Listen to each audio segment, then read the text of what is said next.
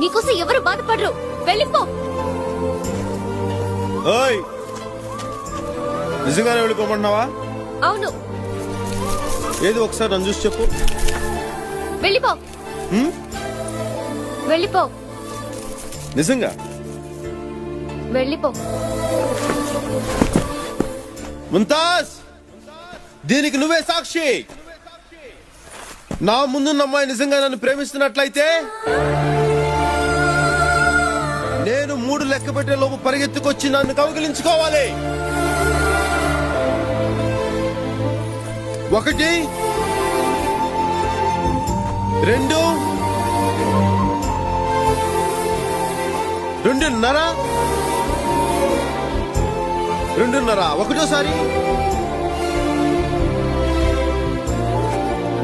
2.5 రెండోసారి